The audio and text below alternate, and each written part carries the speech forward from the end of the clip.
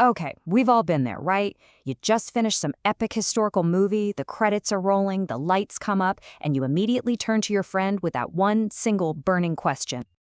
Did that really happen? It sounds like such a simple question, but wow, the answer is anything but simple. It actually throws us right into this huge, fascinating debate about who really owns the past and how we should tell its stories. Is it all just about getting the facts, perfectly right? Or is there something else, something bigger going on when history hits the big screen? So, to really get what's happening here, we have to start with the traditional point of view. For a long, long time, the past was basically seen as the exclusive turf of professional historians.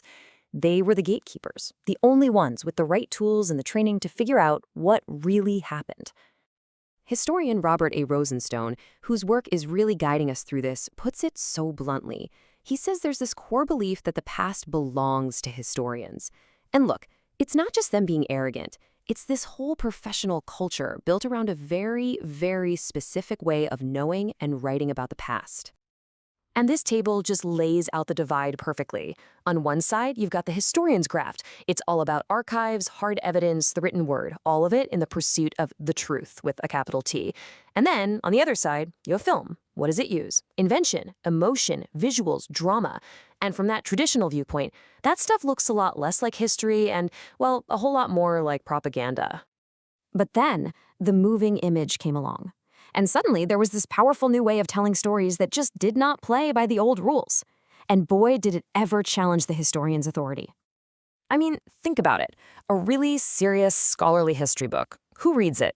A few hundred people? Maybe a couple thousand if it's a hit, and most of them are other academics. It's a very small, very specific conversation they're having. But a historical movie? That can reach millions. Literally millions of people all over the world, and completely shape how an entire generation understands a moment in the past. When it comes to reaching an audience, as Rosenstone points out, film is the undisputed master. It's not even a contest. And this is how huge of a deal this really is. Plato said this over 2,000 years ago, and it's spot on for today.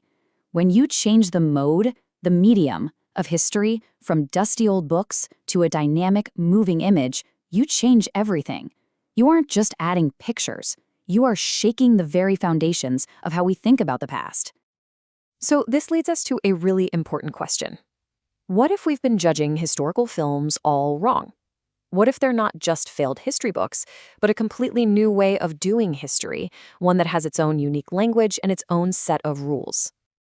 And this is where the theorist Hayden White gives us a great key to unlock this idea. He came up with this term, historiography. Yeah, it's a bit of a mouthful, I know, but it's this idea that history on film isn't just a report. It's a whole different way of thinking about the past through images. Take a movie like Glory. It's not trying to show you the exact campsite of the 54th Massachusetts Regiment on, Tuesday, October 4th. That's not the point.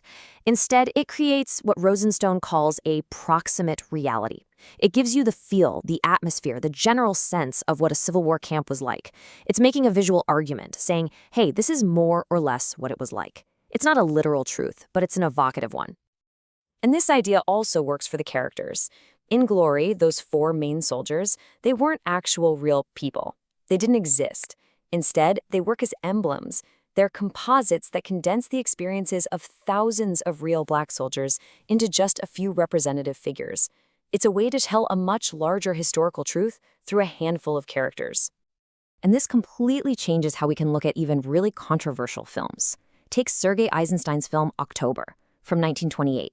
A traditional historian would just dismiss the famous storming of the Winter Palace scene and say, that's pure invention. It never happened that way. But Rosenstone would suggest we see it differently, as a symbolic history.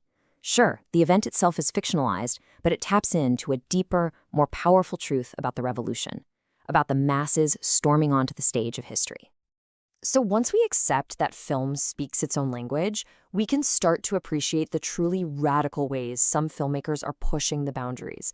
These films don't just tell you about history, they actively interrogate it.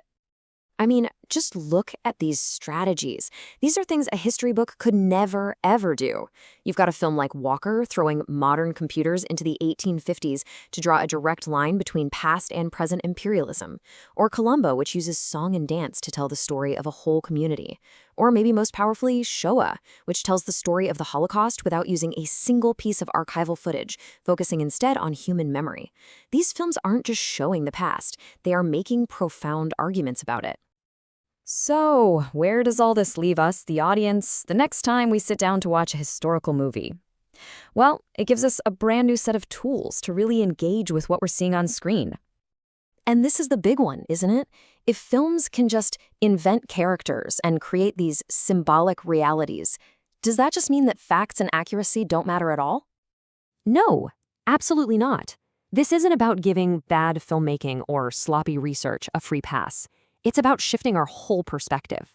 Instead of looking at a historical film as a flawed book, we should see it as a powerful new voice that's joining an ongoing conversation, a historical discourse. It comments on, it challenges, and it adds to the written histories that we already have. Which leaves us with one last, really powerful question to think about. If history is, at its heart, a story, then who gets to be the storyteller? Is it only the professional historian working away in a university? Or does the filmmaker, with their incredibly powerful and unique visual language, also get a seat at the table? Now that is something to think about.